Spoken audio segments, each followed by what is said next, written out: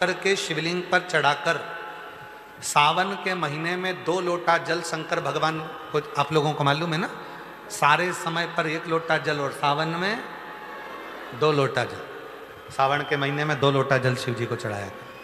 और अगर चिंता ज़्यादा है, टेंशन ज़्यादा है, डिप्रेशन चल रहा है, गोलियों पर गोलियां खाना पड़ रही है, बीपी की गोलियां बार बार खाना पड़ रही है, तो ब्रह्मेश्वर महादेव का नाम लेकर शिव पर 7 बेलपत्र चढ़ाकर, और अगर 7 ना हो तो 5, 5 ना हो तो 3 बेलपत्र शिव को चढ़ाकर दोनों हाथों के लोटे का जल धीरे धीरे शिव जी पर चढ़ाएं, और उसी में से थोड़ा सा जल लेकर जो बहुत टेंशन में हो, डिप्रेशन में हो, चिंता में हो, उसको उस जल का आचमन कराना प्रारंभ करो।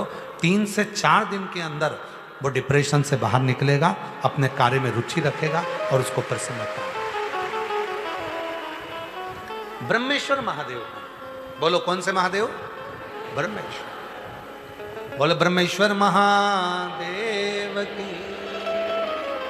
पार्थिव शिवलिंग के निर्माण को माता पार्वती जी ने किया और उसका फल मां जगत जननी जगदम्बा अम्बा को प्राप्त हुआ।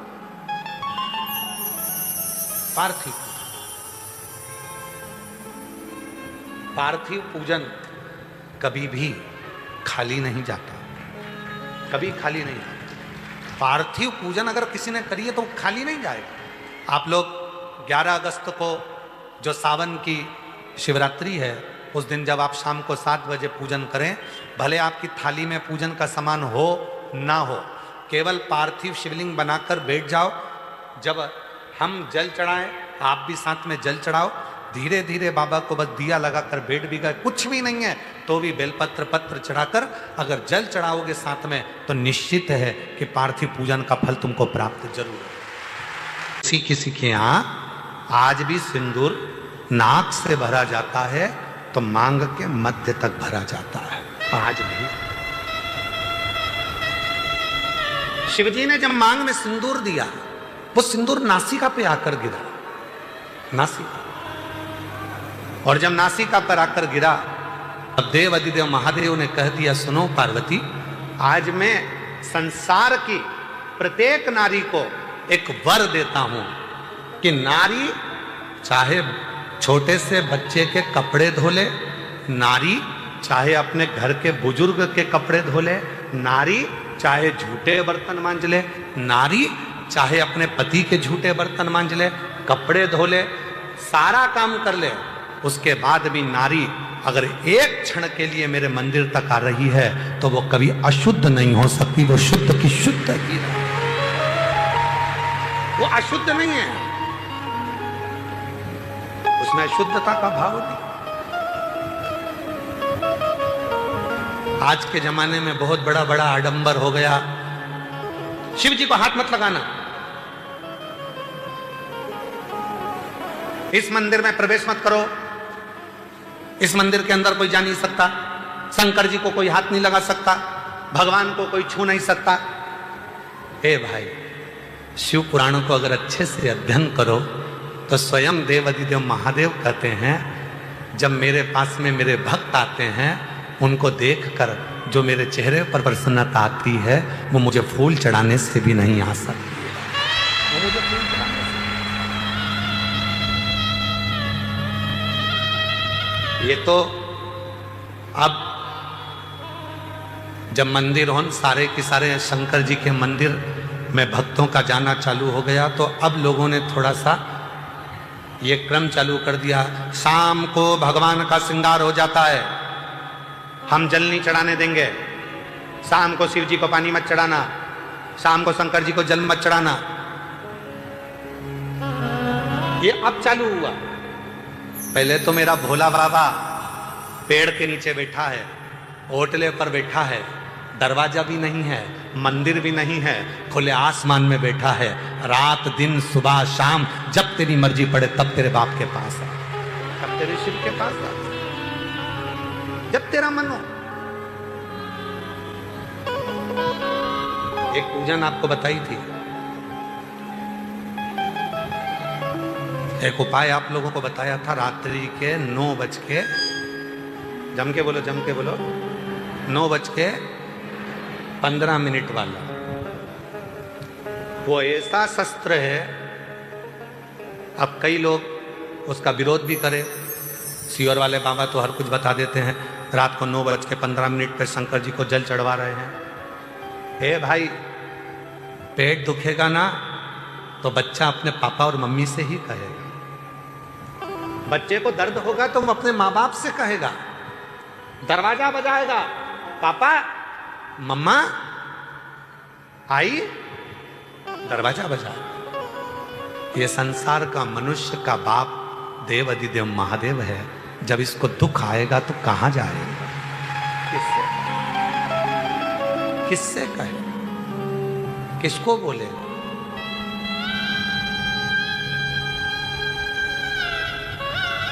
आओ कुबरेश्वर बाबा की भूमि पर रात को 12 बजे भी आओगे तो शंकर जी को जल चढ़ता मिलेगा। बोलो बोलो, सही है गलत है? 1:30 बजे रात को भी आओगे तो शिव जी को जल चढ़ता मिलेगा। 2 बजे रात को भी आओगे तो शिव जी को जल चढ़ता मिलेगा। 3:30 बजे रात को आओगे तो शिव जी को जल चढ़ता मिलेगा। 6 बजे भी आओगे तो जल चढ़ता मिलेगा। दिन भर जल चढ़ता मिलेगा। 24 घंटे बाप का दरवाजा अपनी औलाद के लिए खुला की खुला है, वो आएगा। कावड़ का नियम क्या होता है? कावड़ का जल किस जगह पर रख दिया जाए लाकर थोड़ा सा, कि जीवन में कभी संपदा की कमी ना हो जिंदगी में। कावड़ का एक नियम होता है कि कावड़ को ये कंधे से ये कंधे पर रखना है तो सिर के ऊपर से कभी नहीं लिया जाता। कावड़ का एक नियम है। कावड़ को इस कंधे से इस कंधे पर लाना है तो सामने से लाया जाता है, पीछे से लाया जाता है, पर सिर पर से बार कर उसको वापिस नहीं लाते। सिर पर से बार कर। कावड़ का एक नियम होता है, जिस नारी का, जिस व्यक्ति की संतान नहीं होती है, उसको कावड़ यात्रा करने से पहले अपनी गोदी में धान चावल को भरना पड़ता है।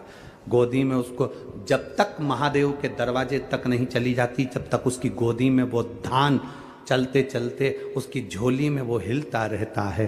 कावड़ का जल उसके कंधे पर रहता है। और जब वो कावड़, जिसकी औलाद नहीं, संतान नहीं, जब वो कावड़ का जल महादेव को चढ़ाती है तो पहले जल समर्पित करने के बाद फिर चावल के दाने बाबा की उस शिवलिंग पर समर्पित करती है कि बाबा मेरी गोदी में तू यहाँ तक लेकर आया है, ये गोदी खाली मत छोड़ना, मेरी गोदी भर देना, भले 25 साल हो गए। कावड़ यात्रा का नियम है, सिर पे से बार कर वापिस नहीं आती, सम्मुख से कावड़ निकल जाती। लंकाधिपति रावण को सुध पड़ी जब तुमरुका जी ने कहा जाओ लंकेश, अगर तुम चाहते हो कि शंकर के शरीर में गंध पहुंची है उस विष की गंध को समाप्त करना है, तो तुम जाकर महादेव को जल अर्पित करो सावन के महीने में। उसी को हमारे यहां कावड़ कहा गया। अब विश्वास, भरोसा, दृढ़ता, शिव के प्रति जागृत कर कर चलते हैं। जब 2 चीजों का स्मरण होना चाहिए। एक, अपने घर से निकलते समय दरवाजे के बाहर 2 स्वस्तिक बनाकर अवश्य आए। 2 स्वस्तिक बनाकर अवश्य आए। कावड़ियों का नियम होना चाहिए, घर से जब निकलें 2 स्वस्तिक दरवाजे पर बनाकर आना चाहिए। जिस समय आप कावड़ का जल चढ़ाकर वापिस घर की ओर जाएं तो वो 2 स्वस्तिक जो तुमने बनाए हैं उस पर कावड़ का जल छींटना अवश्य चाहिए। उस घर से लक्ष्मी कभी समाप्त नहीं होती, उसमें भरी रहती है। कावड़ियों का स्मरण में आना चाहिए। जब जल भरने जाओ तुम्हारे दरवाजे पर स्वस्तिक बना होना चाहिए।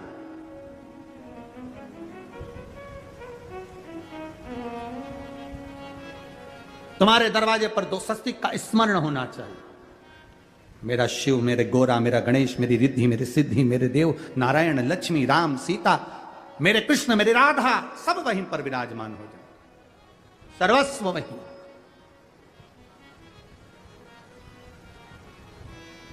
कावड़ियों को स्मरण होना चाहिए। और कावड़ियों को इस बात का भी स्मरण रखना चाहिए कि अपनी कावड़ यात्रा, जैसे सीहोर में तो 10-11 किलोमीटर की है। सीहोर सीवन नदी से जल भरा और 11 किलोमीटर दूर बाबा कुबेर भंडारी को चढ़ाया।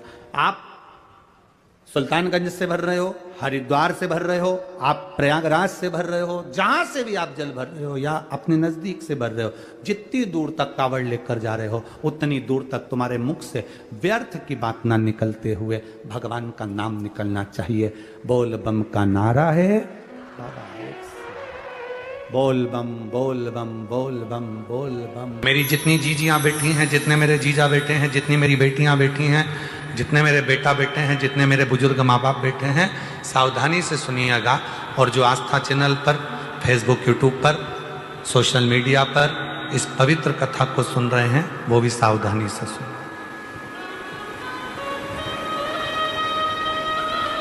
दो समय का किया गया भजन हमें नरक में नहीं पड़ने देता। एक, जिस समय पर अपने कुल में किसी को बच्चा हो रहा हो, बच्चा जन्म ले ले और उसकी नाल कटे, उस नाल कटने के समय पर जो भजन किया जाता है, नाल कटने के पहले, बच्चा जन्म लिया, नाल कटने के पहले जो भगवान का एक बार भी अगर नाम ले लिया तो समझ लेना कि जिंदगी में दूसरा जन्म नहीं हो सकता। भगवान का भजन। दूसरा, शिव महापुराण की कथा दूसरा समय देती है जो मां जगत जननी जगदम्बा पार्वती जी ने बताया।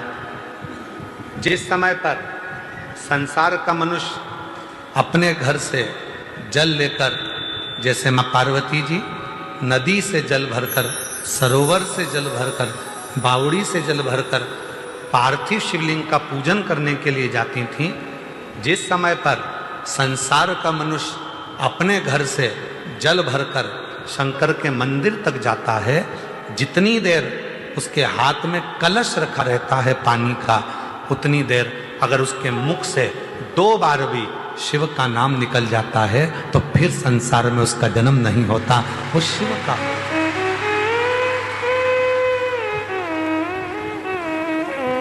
अब आपको और हमको इतना स्मरण नहीं है, डॉक्टर बताएगा नहीं कि बच्चे ने जन्म ले लिया है, नाल कटने वाली है, तो हम वो भजन नहीं कर पाएंगे। पर पानी का कलश तो हमारे हाथ में है, जल का लोटा तो हमारे हाथ में है। हम जब घर से निकले तब मुख से 2 बार, 5 बार, 10 बार श्री शिवाय नमस्तुभ्यं